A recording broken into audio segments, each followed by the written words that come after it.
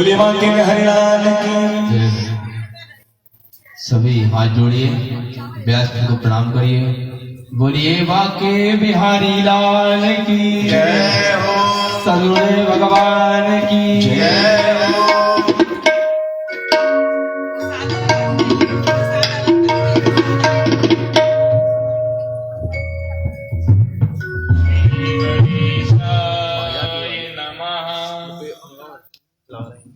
श्री सरस्वत्यै नमः। श्रीमातृपितृचरणकमलेभ्यो नमः। श्री सीतानाथ समारंभा श्रीरामानन्दार्य मध्यमा अस्मदाचार्य पर्यन्ता वन्दे श्री गुरु परंपरा। श्री रामभद्र गुरुदेव की पद पंकज सिरनाय सुमिरो मात सरस्वती हम पर हो सहाय। तुलसी तुलसी पीठम सीतारामो च लक्ष्मणम् मंदाकिनी चित्रकूटम कामदं मारुतिं स्तवे। श्री कामदगिरी हनुमत चरण मंदाकिनी को तीर। ये तीनों छोटे नहीं जब लगी रहे शरीर। सुवर्णकूटं रजताभिकूटं माणिक्यकूटं मणिरत्नकूटं अनेककूटं बहुवर्णकूटं श्रीचित्रकूटं शरणं प्रपद्ये। नीलाम्बुजश्यामलदेहकान्तिम् राधासमालङ्कृतवामभागम् बंशीधरं यष्टिधरं मुकुन्दम्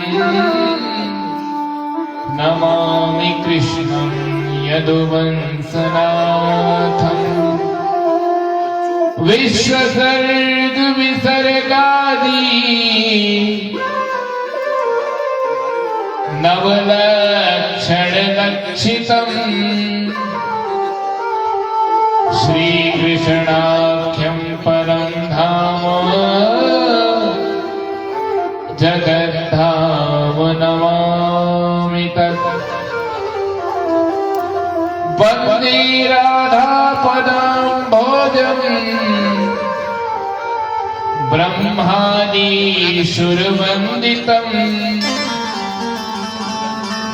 यत्कीर्ति कीर्तनैनैव पुनाति भुवनत्रयम्। नमोऽस्तु रामाय सलक्ष्मणाय वेद्ये च तस्यै जनकात्मजाय। नमोऽस्तु रुद्रेन्द्रयमानिलेभ्यो नमोऽस्तु चन्द्रार्कमरुत्कलेभ्यः।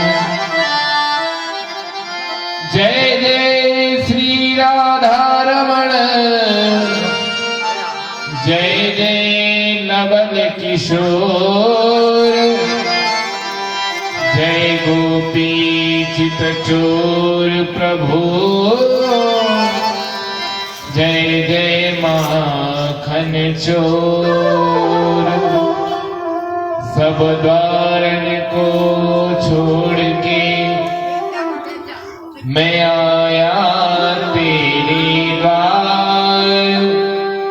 हे वृषभानु की लाडली, निक मेरी ओर निहार। नमः परमहंसा श्वारित चरण कमल चिन्ह मकरंदाय, भक्त जनमानस निवासाय, श्री रामचंद्राय। आइए हनुमंत विराजिए, कथा कहूँ मति अनुसार। प्रेम सहित पूजन करहु,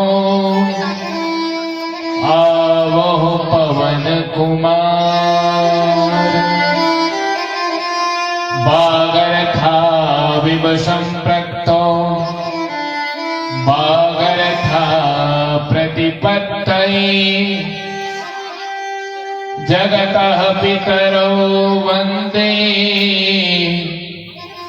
पार्वती परमेश्वरौ। आचतुर्वदनो ब्रह्मा,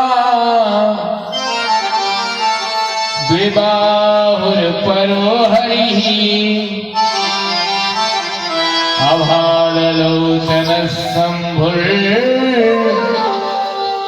भगवान् बादरायणः। श्री शुकाचार्य जी के पद कमल बारंबार मनाई। और श्रीमद् भागवती कथा, करहु सुजन हर्षाय। अस्मद्गुरुभ्यो नमः, अस्मत्परम गुरुभ्यो नमः, अस्मत्सर्वगुरुभ्यो नमः। श्री सीताकांत स्मरणं, श्री राधाकांत स्मरणं।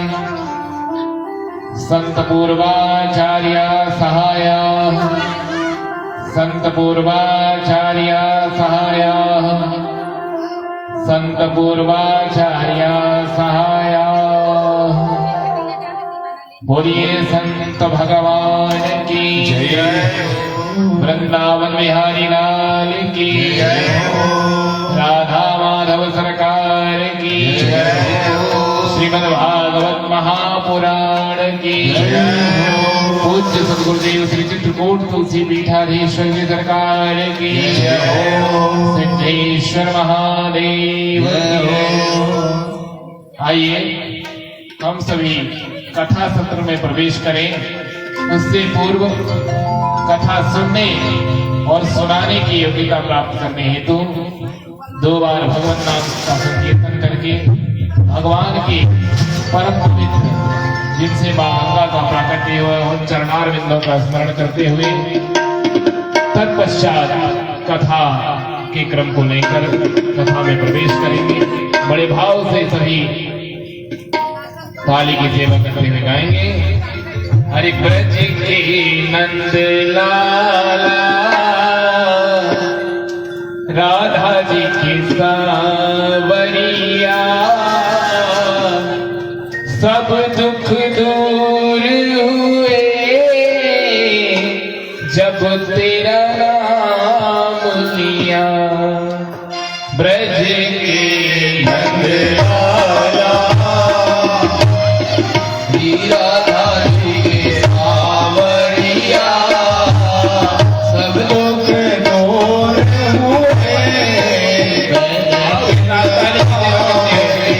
राधे राधे। ब्रज की नंद लाला, राधा जी की सावरिया।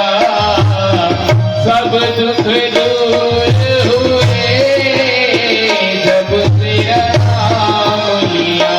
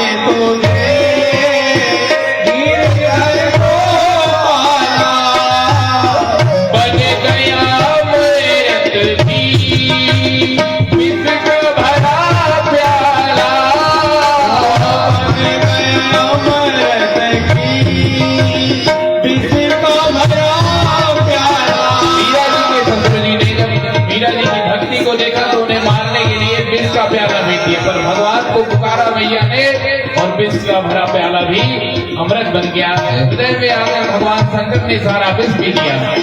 अरे वीर पुकारी तुझे, वीर करे गोपाला, वीर पुकारी तुझे, वीर करे गोपाला।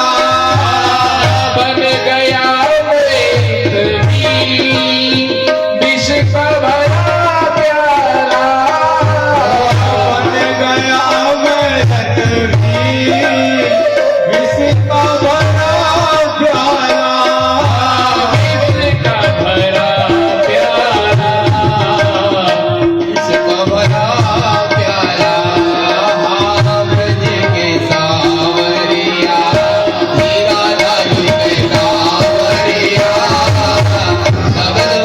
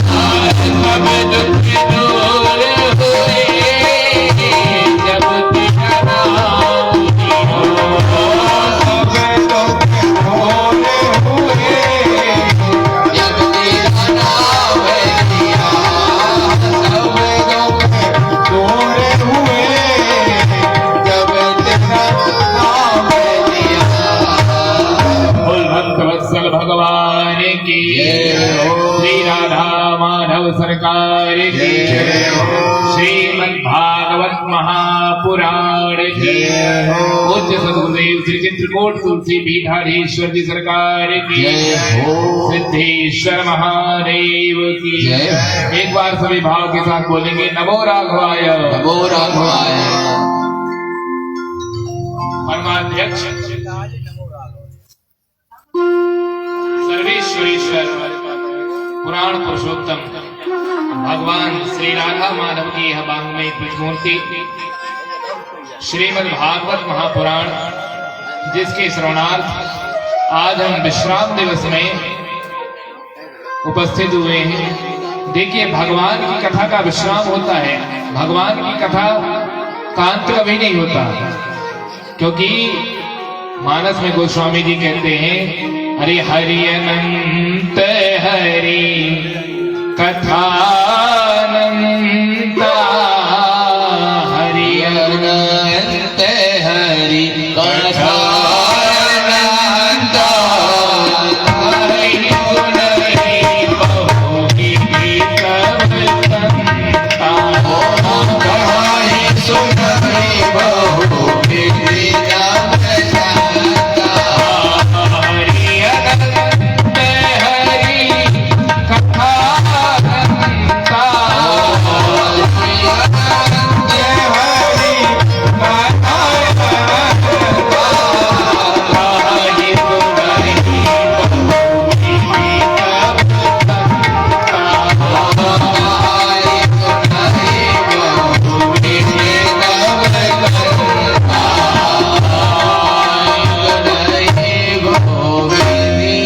सब संता।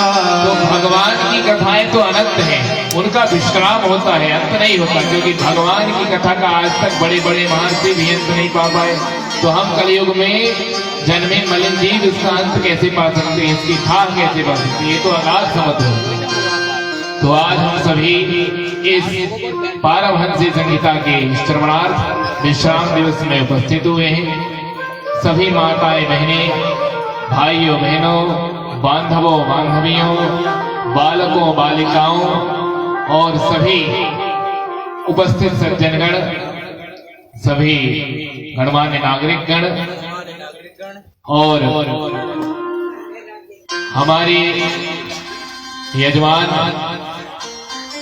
राजा परीक्षित श्री भगवती प्रसाद सोनी जी, उनकी धर्म पत्नी, हमारे साथ में सहयोग देने वाले रेवांचल संस्कारधानी जबलपुर से पधारे आचार्यगण श्री अभिषेक चौबे जी, शास्त्री श्री अमित चौबे जी, शास्त्री श्री हिमांशु चौबे जी और टेंट में हमारा सहयोग देने वाले श्री राम किशोर साहू जी और हमारे संगीत में संगत देने वाले भैया लोग और सिद्धेश्वर सेवा समिति की समस्त माताएं बहनें, जो पूरे उत्साह के साथ कथा की व्यवस्था में लगी हुई हैं और जहां जहां तक मेरी आवाज जा रही है, दूर दूर तक सुनने वाले शुद्ध श्रोता बंधुओं, अपने पूज्य गुरुदेव के चरणों में प्रणति निवेदन करते हुए कथा के शुद्ध श्रोता श्री हनुमान जी महाराज की भाव में उपस्थिति में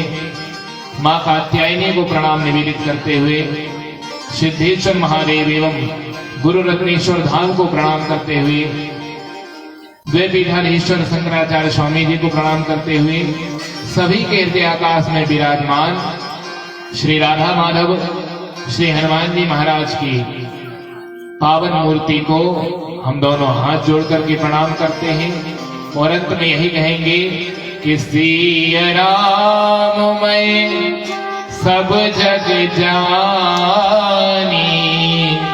करो प्रणाम जोड़ी जुग पानी। विगत दिवसों में हमने भगवान के अनेक चरित्रों का श्रवण किया। भगवान कार्तिक शुक्ल अष्टमी को गोपाल बने गैया चराना शुरू किया, इसलिए इसे गोपाष्टमी कहते हैं। और जो भी व्यक्ति गाय का पालन नहीं कर पाता किसी कारणवश, तो गोपाष्टमी के दिन गाय का पूजन कर ले तो उसे गाय के पालन करने का ही फल मिलता है। और पिछले दिवसों हमने श्रवण किया कि काल यवन का मुचकंद के द्वारा वध हुआ। भगवान ने इन्हें वरदान दिया कि अभी तुम्हारा समय पूर्ण नहीं हुआ है, अभी कलयुग में तुम्हारा एक जन्म और होगा और तब फिर तुम मुक्त हो जाओगे। तो वही मुचकुंद जी कलयुग में नरसिंह मेहता बन करके उत्पन्न हुए गुजरात में, और गुजरात में जो पाखंड भक्ति के नाम पर फैला था उसे पवित्र कर दिया पूरी भूमि को। क्योंकि महात्मा गिरिनाथ सभी ने श्रवण किया ना, भक्ति माता स्वयं कहती है उत्पन्ना द्रविणी शाहम वृद्धिम कर्णाटके गता और क्वचित महाराष्ट्रे गुर्जरे जीर्णतां गता। गुजरात में इतना पाखंड था भक्ति के नाम पे कि भी भक्ति माता भी दुखी हो गई और बुढ़ापे को प्राप्त हो गई। पर नरसिंह मेहता जी ने प्रकट होकर के, जो कि पिछले जन्म में मुचकुंद ही थे, उन्होंने भक्ति का ऐसा प्रचार किया कि पूरी गुजरात की धरती पावन हो गई। फिर हमने रास पंचाध्यायी का श्रवण किया। रास पंचाध्यायी भागवत जी के पंच प्राण हैं और उसमें गोपी गीत भागवत जी की आत्मा है। इस प्रकार से हमने अनेक चरित्रों का श्रवण किया। अब हम कथा के आगे के सत्र में प्रवेश करें। इससे पहले बताएं कि प्रेम का स्वरूप क्या होता है। भगवान से हम प्रेम तो करें, पर प्रेम का स्वरूप क्या है? तो गोस्वामी जी मानस में इसका वर्णन करते हैं कि जल पय सरिष विकाई देखहु प्रीति की रीति भली और बिलग होए रस जाई कपट खटाई परत पुनी कपट खटाई परत पुनी। देखिए, दूध हम सभी के यहाँ होता है। हम लोग क्या करते हैं, उसे गर्म करते समय उसमें थोड़ा सा जल मिला देते हैं या मिलाया आता है। तो जल की कोई दूध की जैसी कीमत नहीं है, पर दूध और जल की ऐसी मित्रता होती है कि वो जल जब दूध में मिलता है तो दूध उसे अपने समान बना करके मूल्यवान बना देता है। पर जब उसे गर्म किया जाता है चूल्हे पर, तो वो भी कहता है कि अब तुम्हारी मित्रता का धर्म मैं भी निभाऊंगा। तो जब जलने लगता है तो जल सबसे पहले खुद उठता है और अपने आप को जलाता है और दूध की रक्षा कर लेता है। बस यही मित्र का धर्म होना चाहिए। तो आज हम भगवान के परम मित्र श्री सुदामा जी का चरित्र श्रवण करने वाले हैं, इसलिए पहले मित्र का स्वरूप हम समझ लें और प्रेम का स्वरूप क्या होता है। पर उसी दूध में 2 बूंद नींबू के रस की डाल दो तो फट जाएगा। वैसे ही प्रेम में अगर कपट का व्यवहार होने लगा तो वो मित्रता भी छिन्न भिन्न हो जाएगी। इसलिए मित्र चाहे कम बनाइए, पर ऐसे बनाइए कि जिससे हमारा हृदय से संबंध हो, कपट रूप संबंध न हो। भगवान का दिव्य विवाह रुक्मिणी जी के साथ संपन्न हुआ और भगवान की अमोघ वीर से हमने बताया था कामदेव को भगवान ने उल्टा लटका दिया, तो वही कामदेव भगवान के पुत्र बन करके आए। कामस्तु वासुदेवांसो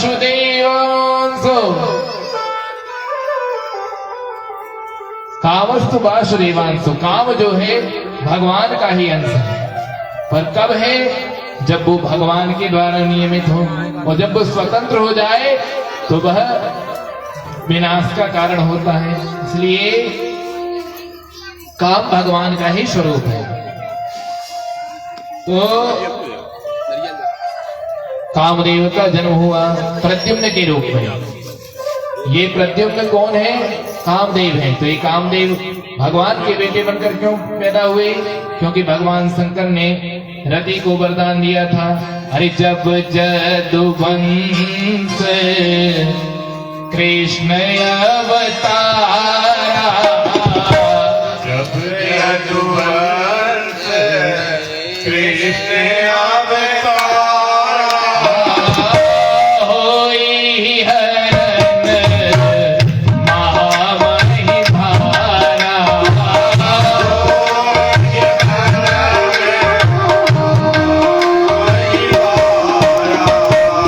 कृष्ण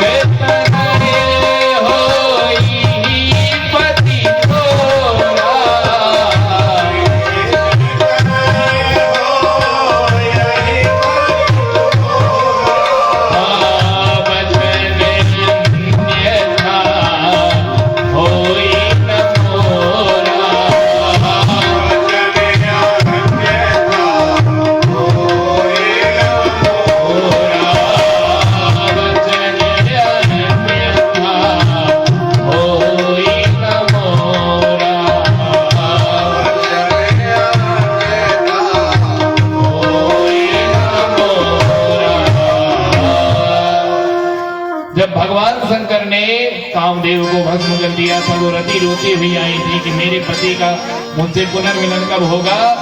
तब भगवान शिव ने आशीर्वाद दिया था कि जब भगवान द्वापर युग में कृष्ण बन करके उत्पन्न होंगे तब तुम्हारा पति उनके पुत्र के रूप में प्रद्युम्न के रूप में जन्म लेगा। तो वही प्रद्युम्न बनकर कामदेव आए हैं, जिनको रासलीला में भगवान ने आकाश में उल्टा लटका दिया था और अहंकार को नष्ट किया था। संबरासुर आया, उनका हरण करके ले गया। नारद जी ने उसे प्रेरणा दी, उसने उसे समुद्र में फेंक दिया। समय आने पर एक मछली ने उसे निगल लिया और उसी मछली को संबरासुर का रसोइया समुद्र से निकाल कर ले आया और महाराज को भेंट कर दिया।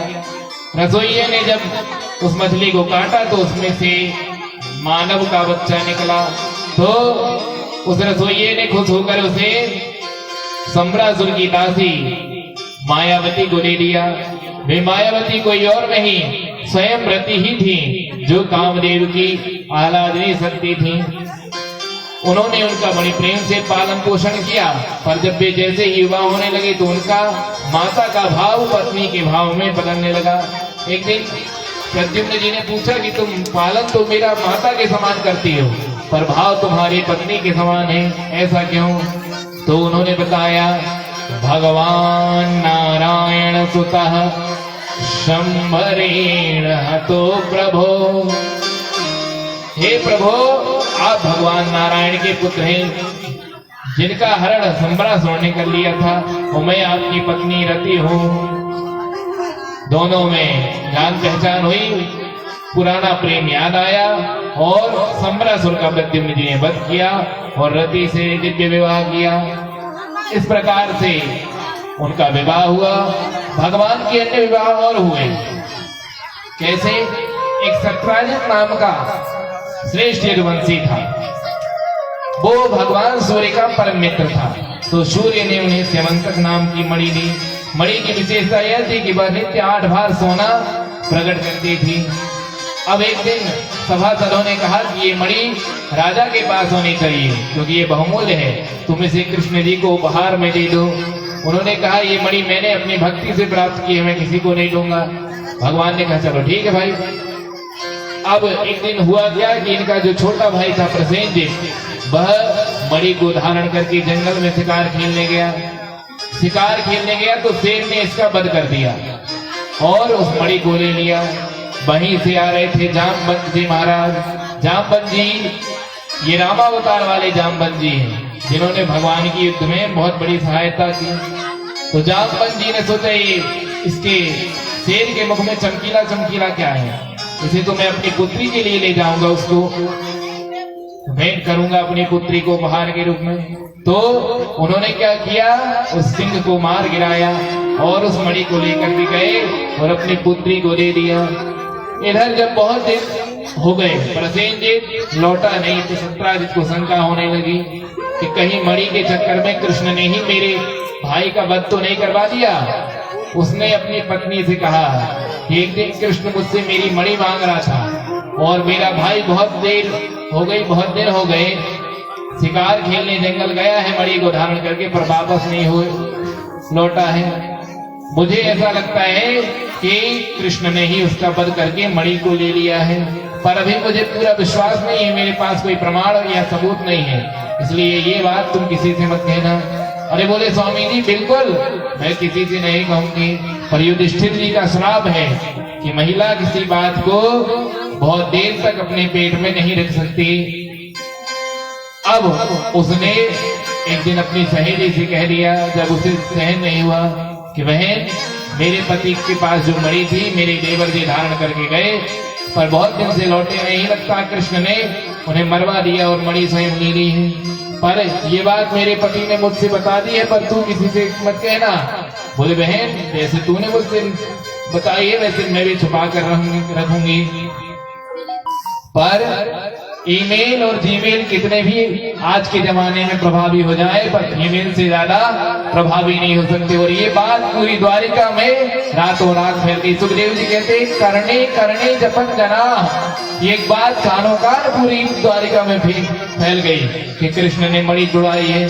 अब तो लोग बात कहने लगे चोरी करने की आदत कभी जाती थोड़ी ना है।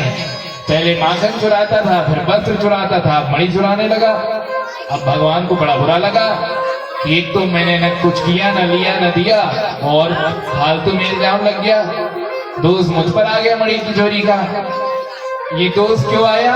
क्योंकि भगवान ने चतुर्थी का चंद्रमा देखा था, और जो भी चतुर्थी का चंद्रमा देखता है भाद्रपद की, उसके ऊपर चोरी का दोष अवश्य लगता है। अब अगर चोरी का दोष लग जाए तो वो दोष मिटे कैसे? पहले तो हमें देखना ही नहीं चाहिए और उस दिन याद रखना चाहिए। पर उस दिन, जिस दिन हम याद रखते हैं, उस दिन हमें जरूर कहीं ना कहीं से चंद्रमा के दर्शन हो जाते हैं। तो उस दोष का निवारण कैसे हो? तो अगर आप भाद्रपद की चतुर्थी का चंद्रमा देख लें तो इस कथा को, शमंतक मणि की कथा की चोरी को सुन लें तो आपके दोष का निवारण अवश्य हो जाएगा। बोल भक्तवत्सल भगवान की जय। भगवान ने अपने समस्त श्रेष्ठ यदुवंशियों को लिया और मणि को ढूंढने के लिए जंगल में गए तो वहां पर एक शेर को मरा पाया। शेर के आगे गए तो शेर के आगे भालू के चरणों के निशान दिखाई दिए। वहीं पर प्रसेनजीत का घोड़ा और प्रसेनजीत को मरा पाया। फिर वहां से इस भालू के चरणों के निशान के पीछे पीछे गए तो एक गुफा के पास जाकर के भी निशान समाप्त हो गए चिन्ह।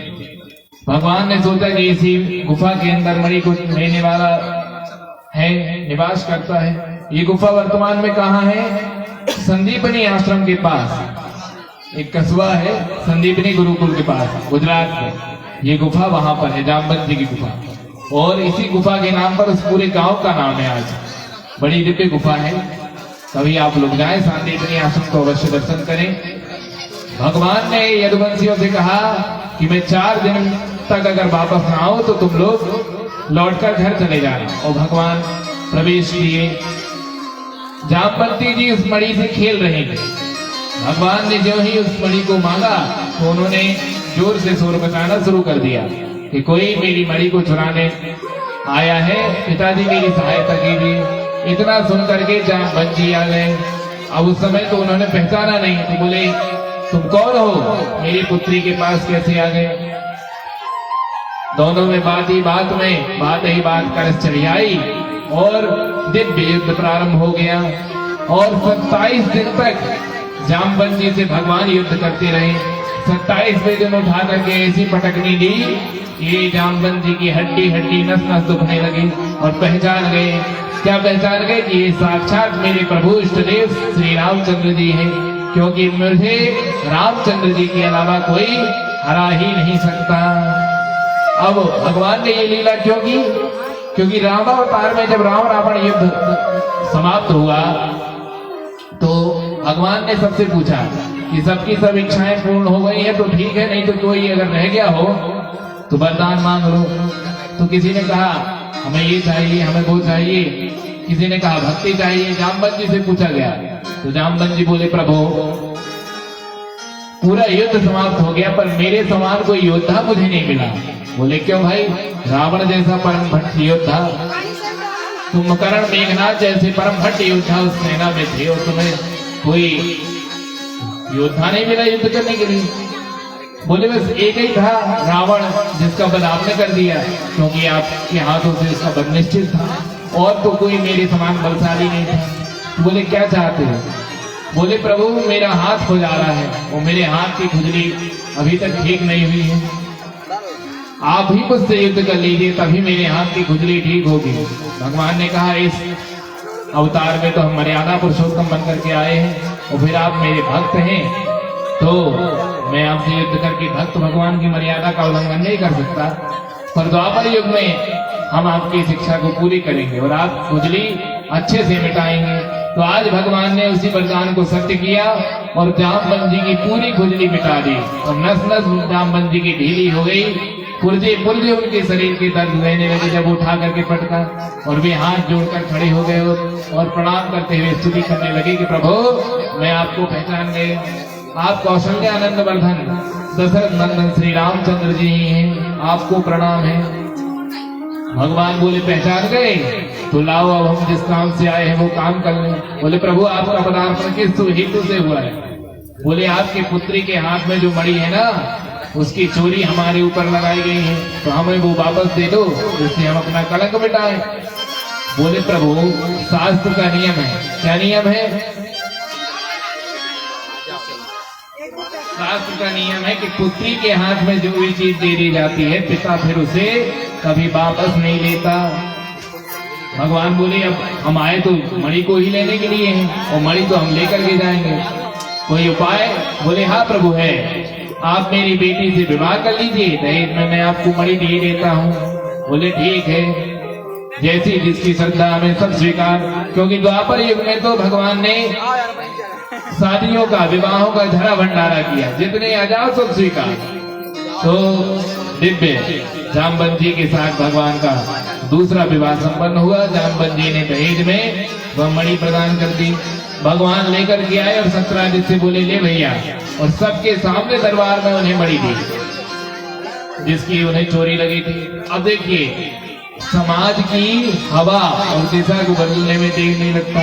जो अभी तक कृष्ण जी को गाली दे रहे थे, वो अब सत्यराजित को गाली देने लगे। ये कितना नीच आदमी है। स्वयं भगवान के ऊपर मणि का आरोप लगा दिया।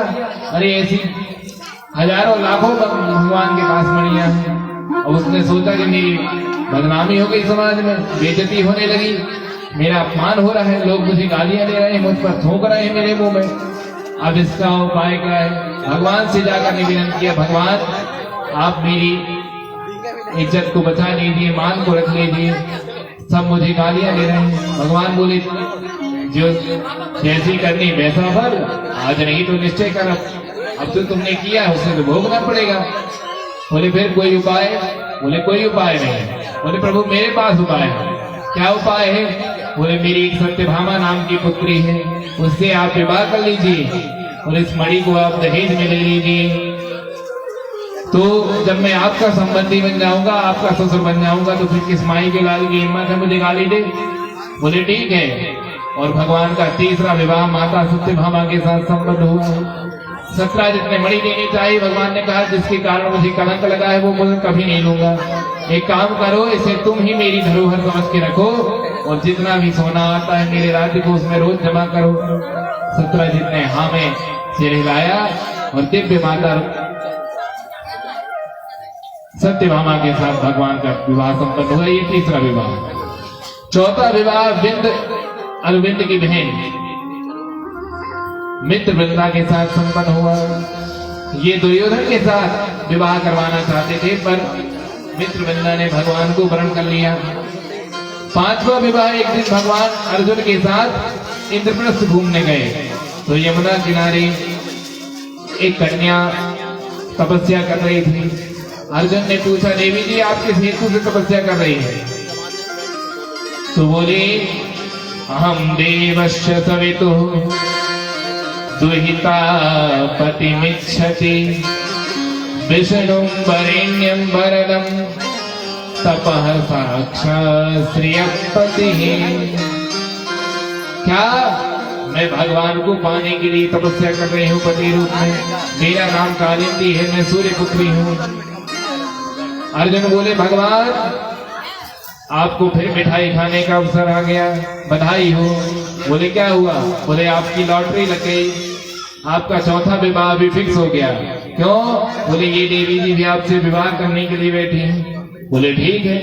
तो चौथा विवाह माता यमुना कालिंदी के साथ हुआ। इस प्रकार से 4 विवाह संपन्न हुए। भगवान का 5वां विवाह लक्ष्मणा जी के साथ संपन्न हुआ। भगवान का 6वां विवाह एक राजा थे नग्नजित, इन्होंने शर्त रखी, इनके यहाँ 7 बैल थे, और इन्होंने शर्त रखी जो 7 बैलों को एक साथ नाच देगा उसी से मैं अपनी बेटी का विवाह करूंगा। तो भगवान गए और 7 रूप बनाए, और 7 के बैलों के नाक में एक साथ रस्सी डाल करके उन्हें नाक दिया। वे सारे बैल भी भगवान को प्रणाम करने के लिए सीधे खड़े रहे। बैल कौन थे? धर्म ही प्रसव के रूप में उन राजाओं के यहाँ अवतार लिए थे। इस प्रकार से उनकी पुत्री सत्या, जिनका नाम नागनेजिति भी था, उनके साथ भगवान का 7वां विवाह संपन्न हुआ। भगवान की एक बेटी भक्ता थी श्रुत कीर्ति, उनकी बेटी के साथ भगवान का 8वां विवाह संपन्न हुआ, क्योंकि वे भगवान को पुत्र रूप में प्राप्त करना चाहती थी। और अब भगवान ने कहा पुत्र तो मैं बन नहीं सकता, क्योंकि मेरे पास ऑलरेडी 2 माताएं हैं, यशोदा जी और देवकी जी। फिर उपाय, बोले आप मेरे पुत्र नहीं बन सकते, दामाद तो बन सकते हो, दामाद भी पुत्र के समान ही होता है, तो मेरी बेटी से विवाह कर लीजिए। इस प्रकार से उनकी सुपुत्री से विवाह हुआ। इस प्रकार से भगवान के 8 विवाह संपन्न हुए। ये तो 8 अलग अलग हुए। और बोले सुखदेव जी राजा परीक्षित से भगवान ने 16,100 विवाह इकट्ठे एक ही मंडप में किए। बोले ये कथा सुनाइए प्रभु। परीक्षित जी को सुखदेव जी कथा सुनाने लगे कि भौमासुर नाम का दैत्य था, उसने 16,100 कन्याओं को अपने कारागार में बंदी बना रखा था और प्रतिज्ञा की थी कि जैसे ही 16,000 पूरी होंगी मैं सबके साथ एक ही मंडप में विवाह करूंगा। उन माताओं ने, देवियों ने भगवान को पुकारा, भगवान गए वो भौमासुर का सत्यभामा को लेकर गए। क्योंकि भौमासुर कौन है? भगवान वराह और पृथ्वी देवी का पुत्र है। और जब पृथ्वी देवी से उस पुत्र की उत्पत्ति भगवान के वीर्य से हुई तो उसके लक्षण देख करके समझ गए कि ये असुर बनेगा। तो उन्होंने भगवान से वरदान मांगा कि प्रभु आप इसका वध नहीं करेंगे। भगवान ने बोला क्यों नहीं करूंगा, मेरा तो काम ही है धर्म संस्था पुनार्थाय संभवाम युगे युगे और परित्राण साधु नाम विनाशाय च दुष्कृताम। मैं दुष्टों का विनाश करने और धर्म की रक्षा और स्थापना करने तो आया हो, मैं असुरों को कैसे छोड़ूंगा। बोले अच्छा एक काम करिए, जब तक मैं न कहूं तब तक आप इसका वध नहीं करेंगे। बोले ठीक है देवी तथास्तु। अब जो सत्यभामा है वो पृथ्वी देवी का ही अवतार है, इसलिए भगवान प्राग ज्योतिषपुर जो भौमासुर की नगरी थी सत्यभामा के साथ गए और भौमासुर ने एक मुर नाम के दैत्य को नियुक्त कर दिया था द्वार पर। वो बड़ा मायावी था, उसने बहुत मायावी जाल बनाया था जिसे सत्यभामा जी ने तोड़ दिया। क्योंकि सत्यभामा जी के पास सूर्य के द्वारा दिया गया एक कवच था जिसके ऊपर कोई भी अस्त्र शस्त्र किसी काम के नहीं थे, सब निष्फल हो जाते थे। तो उस कवच को पहनकर मैया सत्यभामा ने उस माया जाल को तोड़ा। भगवान ने अपने चक्र सुदर्शन से बुरा नाम की दैत्य का वध किया और तभी से ब्रह्मा जी ने उनका एक नाम दिया मुरारी। मुरा के हरि इसलिए मुरारी। बोल बोल मुरारी भगवान की जय। भगवान अंदर गए, भौमासुर का वध किया और उन देवियों से कहा देवियों अब तुम मुक्त हो, अब अपने अपने घर जा सकती हो। देवियों ने कहा प्रभु कितने दिनों से इस पापी ने हमें अपने कारागार में बंद कर रखा है, अब कौन सा पुरुष हमें स्वीकार करेगा। सामाजिक मर्यादा के अनुसार कोई हमें स्वीकार नहीं करेगा, इसलिए या तो आप हमें वरण कर लीजिए या हम आत्महत्या कर लेते हैं। भगवान ने कहा जो मेरी शरण में आ गया उसे निर्भय हो जाना चाहिए। आप सभी से मैं विवाह करूंगा, आप सभी मेरे महलों में सुरक्षित रहेंगे। और भगवान ने एक साथ 16,100 कन्याओं से विवाह कर लिया। इस प्रकार से भगवान के 16,108 विवाह संपन्न हुए। बोल राधा माधव सरकार की जय। भगवान के 16,108 विवाहों की कथा सुखदेव जी ने परीक्षित जी को सुनाई। अब आगे कथा सुनाते हैं कि भगवान ने अपने अमोघ वीर्य के द्वारा सभी रानियों से 10-10 पुत्र और एक पुत्रियों को उत्पन्न किया। अब एक दिन भगवान ने सोचा सारी रानियां मुझसे रूठ जाती हैं, फिर मना भी लेती हैं, पर रुक्मिणी जी आज तक मुझसे नहीं रूठी। सबसे ज्यादा रूठती है सत्यभामा जी। क्यों रूठती हैं? क्योंकि सबसे ज्यादा धन इनके पिताजी की समंतक मणि के द्वारा ही आता है राजकोष में। तो जिसके यहाँ से सबसे ज्यादा पैसा और धन आता है वे सबसे ज्यादा रूठती हैं। पर रुक्मणी जी कभी भगवान से नहीं रूठती। तो आज भगवान ने सोचा कि रुक्मणी जी को थोड़ा सा परेशान किया जाए, छेड़ा जाए, देखते हैं वे रूठती हैं कि नहीं। तो भगवान आकर के रुक्मणी के कक्ष में बैठ गए और कुछ नहीं बोले। अब रुक्मणी जी परेशान हो गई कि भगवान बहुत देर से बैठे हैं पर कुछ नहीं बोल रहे। तो उन्होंने पूछा, प्रभु कोई गलती हो गई मुझसे, आप ऐसे शांत शांत क्यों बैठे? बोले, देवी तुम एक गलती करो तो बताओ, तुम तो दिन में 10 गलती करती हो। अब तो भैया चिंतित हो गए कि मुझसे ऐसा कौन सा अपराध हो गया कि भगवान ऐसा बोल रहे हैं। बोले, प्रभु आप बताइए मैंने कौन सी गलती की? बोले, पहली गलती तो तुमने मुझसे विवाह करके की। तुम राजकुमारी हो, मैं ग्वाला हूँ, न मेरे बाप का पता, न माँ का पता, न खानदान का पता, तुमने मुझसे क्यों विवाह किया? उचेरी नरेश शिशुपाल आया था, इतना अच्छा कुलीन व्यक्ति, उससे तुमने विवाह नहीं किया, मुझसे किया। अभी भी समय है, तुम किसी श्रेष्ठ वर से विवाह कर लो। अब ये बात कब कह रहे हैं? जब 10-10 पुत्र और एक पुत्री हो गई तब ये बात कह रहे हैं भगवान रुक्मणी मैया से। अब आप बताइए कि किसी विवाहित स्त्री से संतान उत्पत्ति के बाद उसका पुरुष कहेगी, पति कहे कि तुमने मुझसे विवाह क्यों किया, किसी दूसरे से विवाह कर लो, तो उस महिला पर क्या गुजरेगी? पर मैया फिर भी शांत बनी रही। पर जैसे ही भगवान ने कहा कि आजकल तुम बहुत गलती करने लगी हो, मुझसे विवाह करके भी गलत किया है, मैया बेहोश हो गई। इतना सुनते ही कि भगवान ने मुझे अपने से अलग करने का निश्चय कर लिया है। भगवान तुरंत चतुर्भुज रूप धारण किए और किसी हाथ से पंखा चल रहे हैं, किसी हाथ से जल सिंचन कर रहे हैं। बहुत देर बाद मैया को होश आया तो भगवान बोले, मैया मैं तो मजाक कर रहा था, मैं देख रहा था तुम रूठने पर कैसी लगती हो। अयम ही परमो लाभो ग्रहम च ग्रह में। अरे ये तो गृहस्थी का परम लाभ है। क्या लाभ है? रूठना और मनाना। भाई दिन भर व्यक्ति काम करके घर आता है तो रात्रि में चाहता है थोड़ा हंसी मजाक करके अपने आप को हल्का कर ले, और हंसी मजाक करने का अधिकार सबसे ज्यादा उसे अपनी पत्नी से होता है, क्योंकि पत्नी से ज्यादा गुप्त और निजी बातों को जानने वाला कोई नहीं होता देवी। इसलिए मैं तुमसे केवल हंसी ठिठोली कर रहा था। मैया ने यहाँ भगवान के बहुत अच्छे स्वरूप का निरूपण किया। प्रभु आपने जो जो कहा वो सब सच है। मैं आपके योग्य नहीं हूँ, क्योंकि इस संसार में कोई भी परमात्मा के योग्य नहीं हो सकता, चाहे कितना भी बड़ा भक्त हो। और जो आपने कहा कि मेरे माता पिता नहीं है, तो आप तो सारे जगत के माता पिता हैं। आपका माता पिता कौन होगा? आपने कहा कि आप द्वारिका में समुद्र के अंदर निवास करते हैं, तो प्रभु आप तो सारे जगत में चराचर में निवास करते हैं। अंतर बहिश्च तत्सर्वं व्याप्य नारायण स्थितः। आप तो चराचर में निवास करते हैं।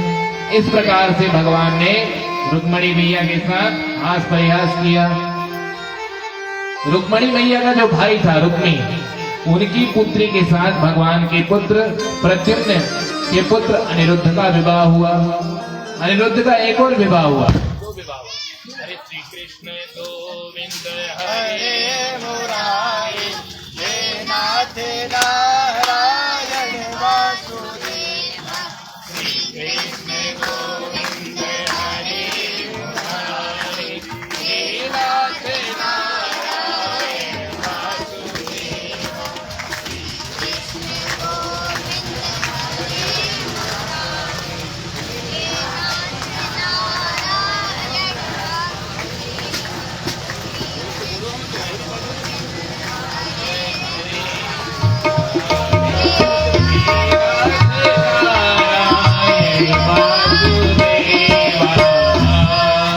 बोल भक्त वत्सल भगवान की जय।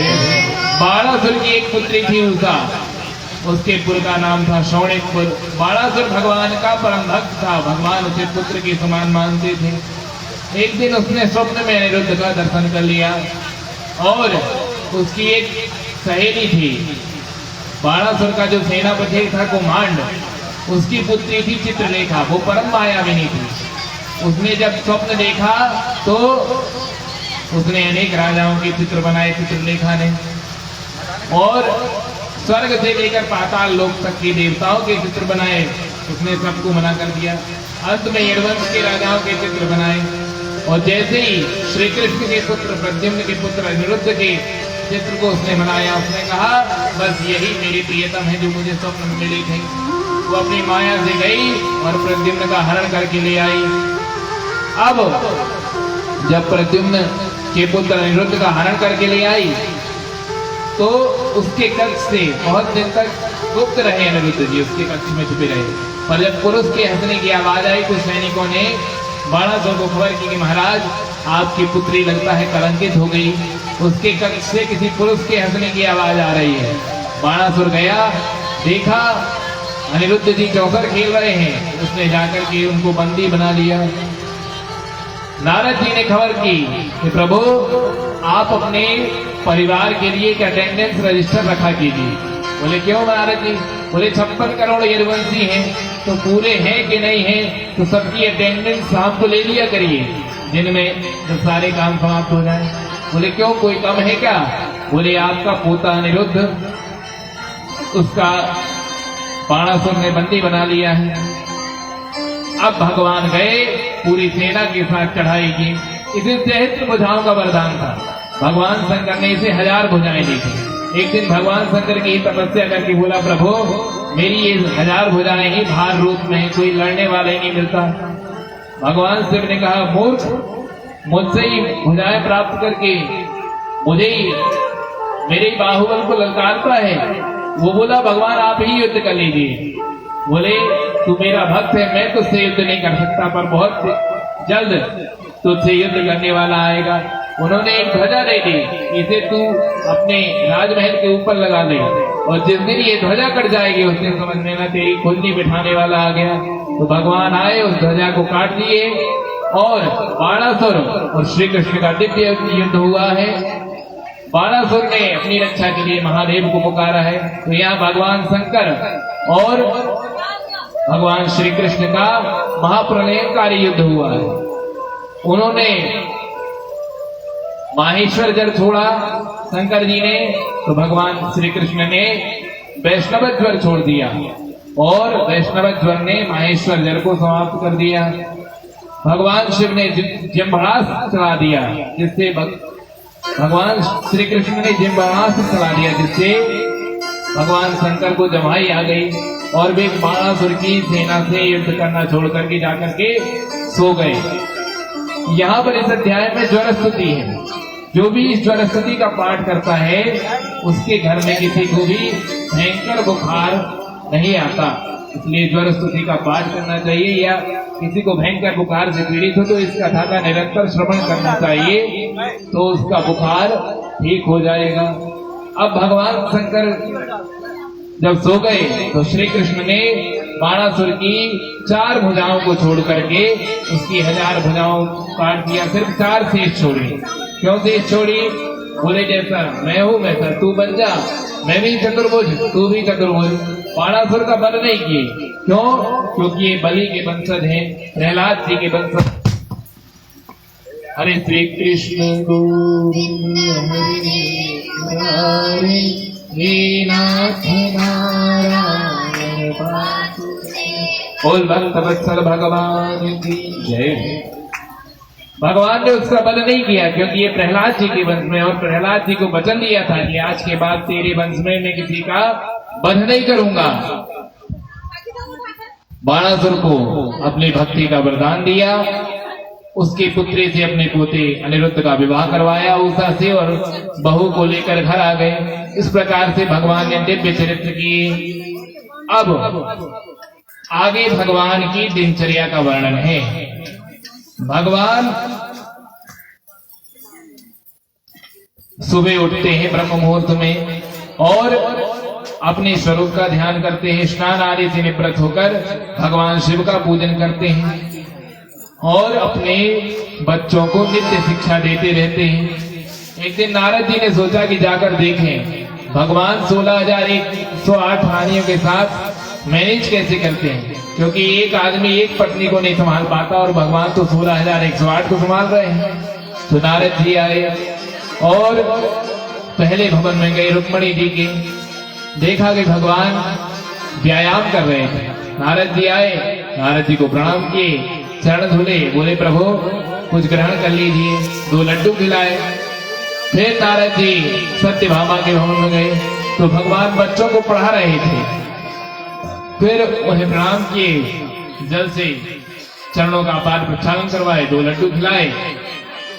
फिर तीसरी रानी के यहाँ गए तो कहीं भगवान संध्या वंदन कर रहे हैं, कहीं भगवान मंत्रणा कर रहे हैं, कहीं भगवान अध्ययन कर रहे हैं। इस प्रकार 8 रानियों के महल में गए तो भगवान सब जगह मिले। अब सोचे अगर ऐसे ही मैं सब जगह जाता रहा तो आज मेरे पैर ही खत्म हो जाएंगे, धुलवाते धुलवाते घिस जाएंगे और मेरा पेट लड्डू खाते खाते फट जाएगा। अब क्या करें? बोले अब खिड़की से दर्शन करते हैं। तो सारी रानियों के यहाँ नारद जी खिड़की से झांक झांक कर देख रहे, कहीं भगवान कुछ कर रहे, कहीं भगवान कुछ कर रहे। अंत में हार करके जब जाने लगे तो रास्ते से भी नारद जी को भगवान मिले। कहाँ से आ रहे प्रभु? बोले हम तो नगर भ्रमण करके प्रजा का हाल चाल लेकर के आ रहे, पर आप कब आए? बोले प्रभु आप लीला को विराम दीजिए, मैं तो कब से आया हूँ, हर कक्ष में आप मेरे चरण धुलते हैं, मुझे लड्डू खिलाते हैं, मेरे आधे चरण घिस चुके हो, मेरा पेट अति से ज्यादा भर चुका है।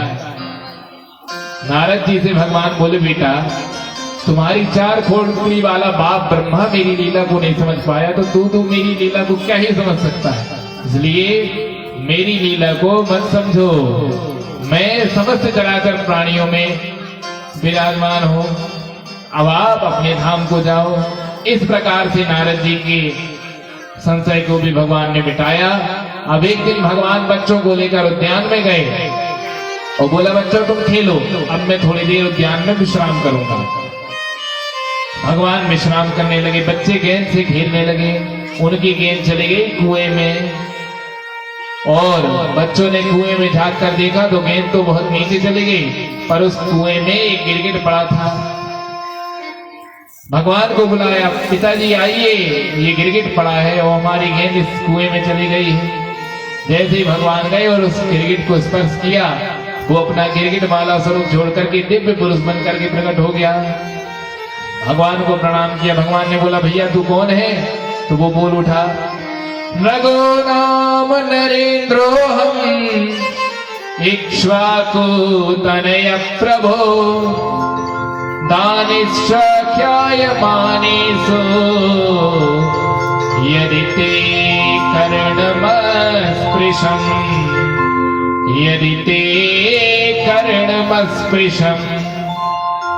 प्रभु मैं नग नाम का राजा सूर्यवंशी हूँ।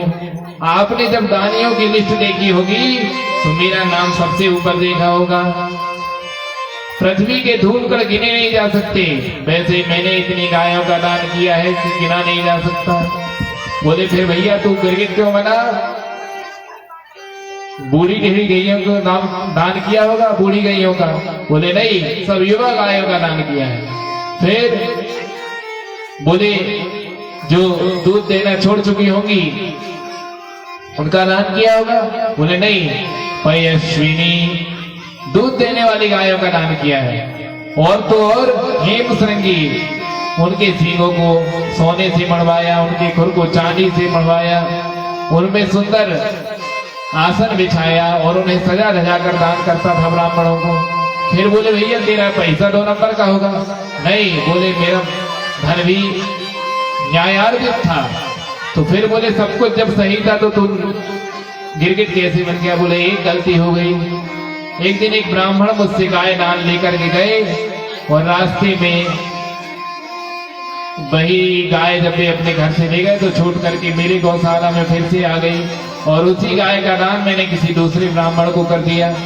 जब दूसरे ब्राह्मण ने देखा तो उसने कहा चोर कहीं के मेरी गाय ले जाता है, मुझे वापस कर। बोले नहीं, ये तो मैं राजा से अभी भी दान में लेकर आया हूँ। अब जब दोनों मेरे पास आए तो मैंने समझ गया ये मेरी गलती है। मेरे गायों में आकर इस ब्राह्मण की गाय मिल गई थी जिसे मैंने दूसरे ब्राह्मण को दे दिया। तो बोला प्रभु आप लोग लड़िए मत, चाहे 1000 गाय दोनों ले लीजिए। बोले राजा तुमने हमें दान किया और हमसे दान वापस ले रहे हो, इसलिए जाओ, हमें तुम्हारी गाय चाहिए ही नहीं है। और वे दोनों उस गाय को छोड़ करके रुष्ट होकर के चले गए। जब मैं मरा तो यमराज ने पूछा कि तुम्हारे पुण्य ज्यादा है और पाप कम, क्या भोगोगे? तो मैंने कहा पहले पाप ही भोगवा दो अगर पाप कम है। तो जैसे ही मैंने इतना कहा उन्होंने मुझे गिरगिट बना करके कुएं में पटक दिया और बोला कि जब भगवान के हाथ तुम्हारे शरीर से स्पर्श होंगे तो तुम मुक्त हो जाओगे। आज आपका स्पर्श पाकर मैं मुक्त हो गया, अब मैं जाता हूं। और भगवान को प्रणाम करके इंद्र राजा चला गया। बच्चों को भगवान ने समझाया, देखो बच्चों, इसने गलती से एक ब्राह्मण के धन की चोरी की थी तो ये गिरगिट बना, और अगर कोई जानबूझ करके ब्राह्मण के धन की चोरी करता है तो बोले ना हम हालाहलम मन्ये विषम यस्य प्रतिक्रिया। बोले मैं विष को विष में नहीं मानता, क्योंकि विष की तो चिकित्सा हो भी सकती है, पर कुलम समूलम दहती ब्रह्मस्वारणी पावकः, अगर कोई ब्राह्मण के धन का हरण करता है तो उसके समूल कुल का नाश हो जाता है। इसलिए बच्चों सब कुछ कर लेना, पर मेरे राज्य को उसमें कभी किसी ब्राह्मण का धन मत लाना और न ब्राह्मणों का धन छीनना। इस प्रकार से भगवान नित्य नई शिक्षा अपने पुत्रों को देते हैं। आगे कथा आती है कि एक दिन बलदाऊ जी ने कहा, कन्हैया बहुत दिन हो गए हम ब्रज नहीं गए घूमने के लिए, चलो आज चलते हैं ब्रज। ग्रीष्म ऋतु का समय था। तो भगवान ने कहा, दाऊ भैया मुझे तो राजकार्य है, आप जाइए, मैं कहीं और हो जाऊंगा। अब वासुदेव श्री कृष्ण का निवेदन सुन करके बलराम जी ब्रज चले गए। ब्रज गए तो एक दिन सोचा कि यमुना में स्नान करते हैं, तो गोपियों को साथ लेकर के यमुना में स्नान करने लगे। ये वो गोपियां नहीं हैं जिनके साथ कृष्ण जी ने विहार किया, ये नागलोक की नाग भक्ता हैं जो श्री अनंत बलवंत शेष जी की परम भक्ता थे। उन्होंने ही इनकी सेवा के लिए अवतार लिया था ब्रज में। तो उन्हीं नाग स्त्रियों के साथ बलराम जी स्नान किए, और स्नान करने से पहले यमुना से कहा कि यमुना मुझे स्नान करना है, तुम इधर आओ। अब यमुना महारानी बोली, प्रभु कुआं प्यासे के पास नहीं आता, प्यासा कुआं के पास आता है। तो बलराम जी क्रोधित हो गए, बोले तुम्हारी इतनी हिम्मत, और उठाया हलमूसल और यमुना जी का ही कर्षण करना शुरू कर दिया। तो यमुना जी 3 जगह से टेढ़ी हो गई। अब यमुना जी शरण में आ गई और बोलने लगी, राम राम महाबाहो न जाने तब विक्रमम। हे राम, हे महाबाहो, हे बलराम जी, मैं आपके बल और पुरुषार्थ को नहीं जानती थी, मैं आपसे क्षमा मांगती हूँ आप स्नान के लिए। तो आज भी यमुना जी की धारा 3 जगह से टेढ़ी है। दिल्ली में, दिल्ली ही इंद्रप्रस्थ है, वहीं से भगवान बलराम ने मोड़ना प्रारंभ किया था हाथ से। तो आज भी दिल्ली से जो यमुना जी बहती है वो टेढ़ी होकर के बहती है। ये बलराम जी के हल का प्रभाव है। बोल बलराम जी सरकार की जय। इस प्रकार से बलराम जी ब्रज में बहुत दिन वास किए। यहाँ एक पौंड्रक नाम का राजा था, जिसे पता चल गया कि अभी इसका हल मूसल वाला भैया इसके साथ नहीं है, इसलिए कृष्ण को जीत लेना चाहिए। तो उसका एक मित्र था काशीराज। बोला एक काम करो, तुम बन जाओ भगवान, हम बन जाते हैं पुजारी, और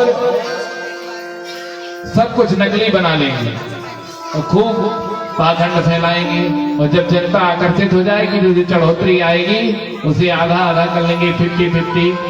बोले ठीक है। अब इसने नकली गणों बना लिया, लगली पद्म शंख चक्र सब बना लिए, 4 हाथ फिट करवा लिए नकली, और लेट गए सैया बना के नकली नाग की। अब काशीराज पूजा करता और ये पौंड्रक नाम का राजा पुजवाता अपने आप को, और लोगों से बोला कि काशीराज बोला आज भगवान मेरे स्वप्न में आए थे और बोले कि मैं कलयुग के प्राणियों का कल्याण करने के लिए अवतार ले रहा हूं। और देखिए आज ही भगवान वसुदेव पांडव के रूप में पधार गए हैं। अब तो भोली भाली जनता भी बहकावे में आ गई, खूब पूजा करने लगी, चरण धुलवाने लगी, चढ़ावा चढ़ाने लगी, दोनों परम प्रसन्न। अब बोले क्या किया जाए? बोले तुम्हारे अलावा एक और वासुदेव है, द्वारिकाधीश वासुदेव, तुम अब उसे चुनौती दो। वो इतना डरपोक है कि 17 बार जरासंध से को पराजित करने के बाद 18वीं बार खुद भाग गया था अपनी नगरी छोड़ करके और समुद्र में रह रहा है। तुम उसे धमकी भरा पत्र लिखो, वो डर के फिर तुमसे भाग जाएगा तो तुम्हारी मात्र सत्ता रह जाएगी वासुदेव के रूप में। अच्छा, पर बोले अगर उल्टा दाव पड़ गया तो? बोले कुछ नहीं होगा, सब मैं संभाल लूंगा। अच्छा ठीक है। उसने अपने दूत के हाथों पत्र भेजा और दूत पहुंचा द्वारिका, और द्वारिका की सभा में पत्र को पढ़ने लगा। पत्र उद्धव जी के हाथ में दिया, उद्धव जी ने पत्र पढ़ा और पत्र पढ़ते ही हंसने लगे। भगवान बोले उद्धव हंस क्यों रहे हो? बोले प्रभु आपकी छुट्टी हो गई। बोले क्यों? बोले दूसरे भगवान वासुदेव प्रकट हो गए और इस पे लिखा है कि मैं कलयुग के प्राणियों के लिए अवतार धारण किया हूं उनके कल्याण के लिए, इसलिए तुम अपने आप को वासुदेव कहलाना छोड़ दो, अन्यथा मुझसे युद्ध करो अथवा मेरी शरण में आओ। भगवान बोले इस भगवान से तो मिलना पड़ेगा। भगवान बोले उस दूत से तुम अपने महाराज से जाकर कह दो कि उन्हें कष्ट नहीं करना पड़ेगा आने का, हम खुद उनसे मिलने कल आ रहे हैं। अब दूत समाचार लेकर के पहुंचा तो काशीराज से पांडव बोला क्यों रे, तूने तो कहा था ये डरपोक है और अभी इसका हल मूसल वाला भैया भी इसके साथ नहीं है, वो बड़ा खतरनाक है, ये तो डरपोक है भाग जाएगा, ये तो फिर आ रहा है। बोले सुनो, बड़ा बिजनेस जब शुरू करते हैं ना तो थोड़ा रिस्क भी उठाना पड़ता है, तो अगर भगवान बनना है तो कोई मोल भी तो चुकाना पड़ेगा। तुम चिंता मत करो, मेरी बड़ी भारी सेना है, तुम्हारे पास भी सेना है, हम उसे परास्त कर देंगे। अच्छा ठीक है। भगवान आए युद्ध भूमि में। अब इसने नकली गरुड़ का खटका दबाया तो उसमें तो बैटरी फिट थी, उड़कर आकाश में पहुंच गया। दूसरा खटका दबाया तो इसका चक्र सुदर्शन घूमने लगा। 4 हाथ इसने नकली फिट करवा रखी थी। भगवान देख करके हंस पड़े, सोचो इसने मेरा रूप बनाने के लिए कितना चिंतन किया होगा, इसे तो सायुज्य रूप प्रदान करके सारूप्य मुक्ति देनी चाहिए। अब जैसे ही वो युद्ध में अपना नकली गरुड़ दबा करके ऊपर पहुंचा तो जनता तो अंधभक्त थी, बोल उठी बोल वासुदेव पांडव भगवान की। अच्छा देखिए हमारे बंडोल ग्राम में भी पांडव के भक्त बैठे हुए कितने सुंदर हैं, भोली भाली जनता चाहे जिसकी जय बुलवा लो, यहाँ भी पांडव के भक्त मौजूद है, सभी ने जय बोल दी। अब भगवान ने सोचा कि देखो इसने हर चीज नकली बनाई और अपने आप को पुजवा रहा है, पर इसने कितना चिंतन मेरा किया होगा, और भोली भाली जनता को मूर्ख बना रहा है, इसे सारूप्य मुक्ति दे दी जाए। भगवान ने तुरंत अपने चक्र सुदर्शन का स्मरण किया और उसका गला काट करके दूर फेंक दिया और उसे अपने परम धाम भेज दिया। बोल भक्तवत्सल भगवान की जय। अब काशी नरेश जो उसके साथ था उसका भी चक्र सुदर्शन से वध किया। उसका पुत्र था सुदक्षिण, वो अपने पिता की मृत्यु का बदला लेने के लिए तामसी यज्ञ किया और उससे कृत्या को प्रकट किया। कृत्या आग बरसाती हुई भगवान के पीछे दौड़ी उन्हें मारने के लिए। चक्र सुदर्शन ने उसका भी वध कर दिया और सुदर्शन से भगवान ने कहा कि इसके राज्य सहित इसका वध करो, तो जाकर के सुदर्शन ने पूरी काशी का विनाश कर दिया, उसे खंड खंड कर दिया। भगवान शिव ने सोचा कि मेरे परम प्रभु के अस्त्र से अब इसका विनाश हुआ है, इसलिए अब इसका निर्माण मैं पृथ्वी में नहीं करूंगा। तो भगवान ने अपने त्रिशूल पर नई काशी का निर्माण किया, जिसका प्रलयांत में भी नाश नहीं होता, क्योंकि काशी भगवान शिव के त्रिशूल में विराजमान है। बोलिए नीलकंठ महादेव की जय हो। काशी नगरी की जय। ये निर्माण उस काशी के विनाश के बाद हुआ, जिसको भगवान ने अपने सुदर्शन चक्र से नष्ट किया, जो पहले पृथ्वी में थी। फिर भगवान ने अपने त्रिशूल में उसका निर्माण किया। इस प्रकार भगवान के दिव्य चरित्र आगे आचार्य वर्णन करते हैं कि एक दिन एक दूत भगवान के दरबार में आया और क्या बोला कि प्रभु, जरासंध ने बहुत सारे राजाओं को बंदी बना रखा है और सबकी बलि दे करके अपने आप को श्रेष्ठ घोषित करना चाहता है। वे सभी बहुत दुखी हैं, आप उनकी रक्षा के लिए पधारे। उसी समय अर्जुन ने राजसूय यज्ञ किया। अब सब राजा तो युधिष्ठिर की सत्ता को स्वीकार कर लिए, पर जरासंध नहीं माना। तो भगवान ने उद्धव जी से पूछा, उद्धव क्या किया जाए, पहले राजाओं की रक्षा करने जाया जाए या पांडवों के राजसूय यज्ञ में जाया जाए? अब उद्धव जी बोले, पहले तो दुष्ट का विनाश कीजिए और अपने प्राणजनों की रक्षा कीजिए। भगवान ने कहा ठीक है चलो। भगवान सेना सजा करके जरासंध के पास जाने लगे।